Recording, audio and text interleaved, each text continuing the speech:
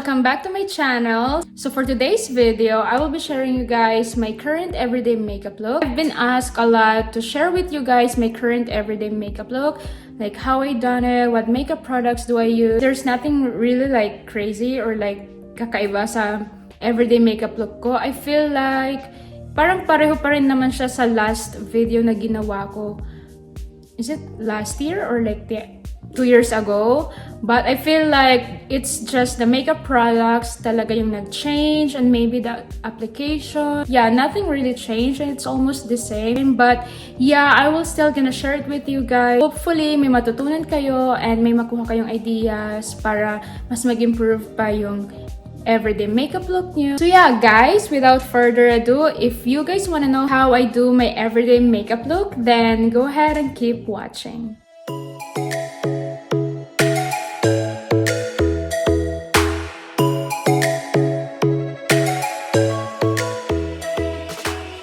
I always make sure that my face is moisturized and very hydrated. So yun, lagi talaga ako nag-skincare. And what I always include in my skincare routine is I always apply this collagen peptide serum from the Inky List.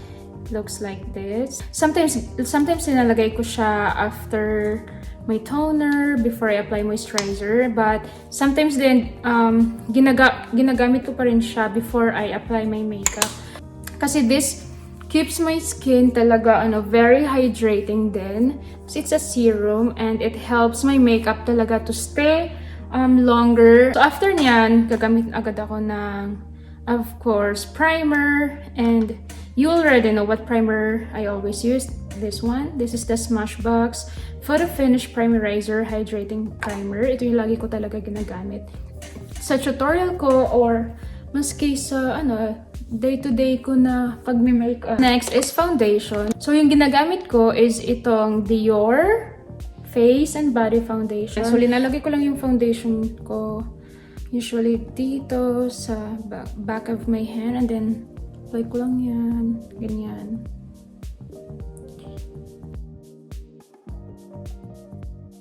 And then, yun, i-blend ko lang. I started using a brush, but normally, guys, ito talaga yung ginagawa ko lang. Hindi ako gumagamit ng brush kasi I feel like pag makeup sponge agad yung gagamitin ko, it's way faster and mas na-blend ko talaga agad yung foundation ko. So every day, nung nagme-makeup ako, wala. Like, yung go-to ko talaga is ito, makeup sponge. Hindi na ako gumagamit ng brush kasi I feel like it's just gonna take me forever to finish and blend my foundation. Next, I would apply my concealer.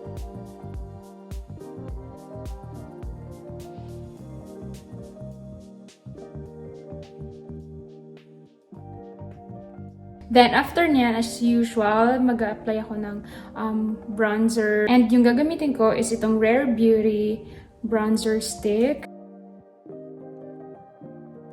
Tapos, of course, blend ko lang ulit ng using sponge.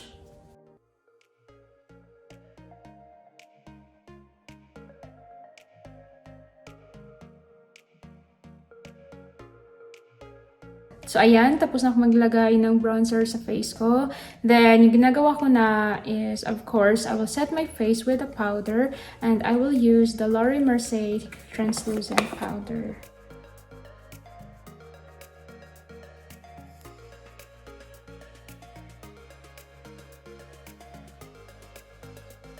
Guys, I forgot something. Usually, guys, before I set my face, I will always apply cream blush. So, nakalimutan ko siya ilagay bago ako maglagay ng powder. But, maglalagay pa rin ako ngayon and hopefully, ma-blend ko siya ng maayos. Wish me luck. Ito talaga yung ginagawa ko lagi. Naglalagay talaga ako ng cream blush.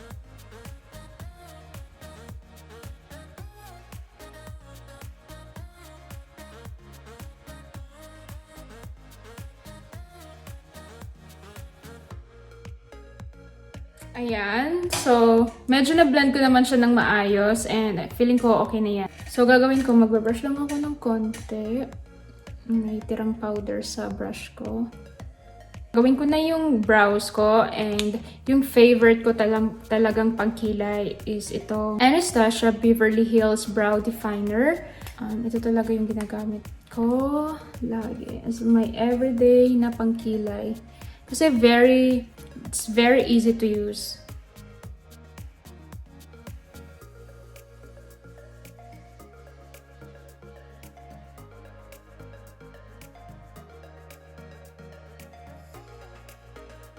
So, ayan. Tapos na ako sa brows ko. And yun lang. Simple lang yung ginagawa ko. Next, yung ginagawa ko na is naglalagay ako ng simple eyeshadow. And usually, yung ginagawa ko lang is gumagamit lang ako ng one shade of eyeshadow. And yung ginagamit ko is itong Empowered Eye Palette from Huda Beauty.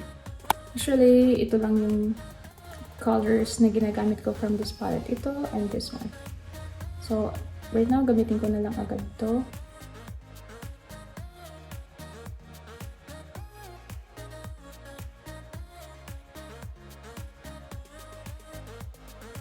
Ganyan lang. Tapos, i-blend ko lang siya using my finger para walang harsh line.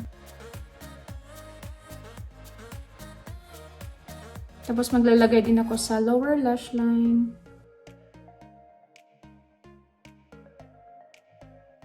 So, ayan. Ayan lang yung eyeshadow ko. Like, one shade lang talaga, guys, ginagamit ko. Tapos, after nyan, gagawa na ako ng simple na wing line. And yung ginagamit kong pang eyeliner is itong brow pen from Anastasia Beverly Hills.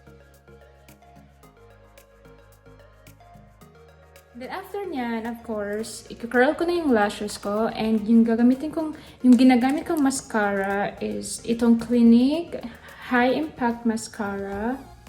Ito yung ginagamit ko kasi very easy lang, maliit, and I can just bring it with me.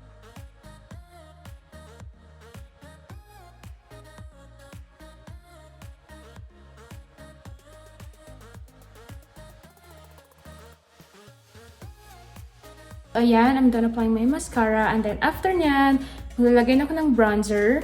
And of course, yung lagi kong ginagamit na pang bronzer is itong NARS.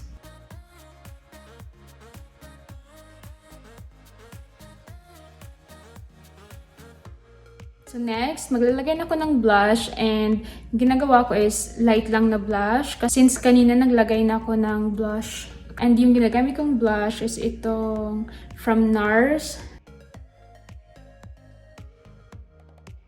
So, ayan, tapos na, diba? Very light lang, parang like fresh lang tingnan, diba? So, after nyan, maglalagay na ako ng highlighter. And yung ginagamit kong highlighter is itong Makeup by Mario na highlight. Next, mag-apply na ako ng lipstick. And yung ginagamit kong lip liner is itong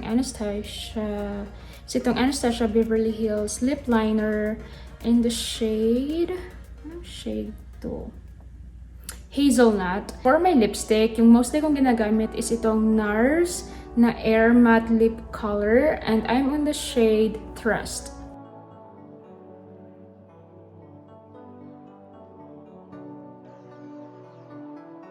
After that, siset ko na yung face ko para mas mag-last yung makeup ko all day and parang hindi siya magalaw. And yung ginagamit kong pang set ng face ko is itong Urban Decay All Nighter Setting Spray.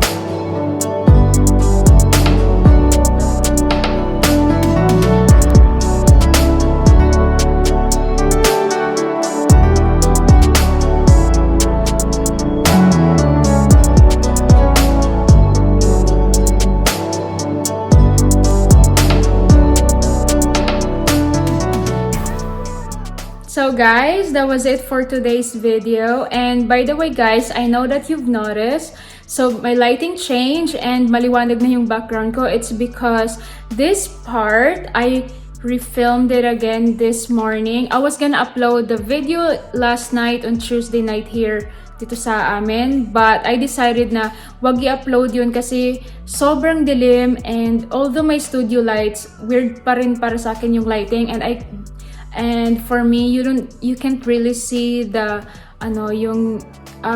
yung real outcome ng makeup look na to. So yun nga, ginawa ko ulit yung look na to, same way, same makeup products na ginamit ko sa tutorial. And this is the final look for that makeup tutorial. And I know medyo iba lang kasi it's pa rin, like afternoon here, and yun nga, may natural lighting. Anyway guys, I hope you find this video helpful, and I hope you enjoy this video.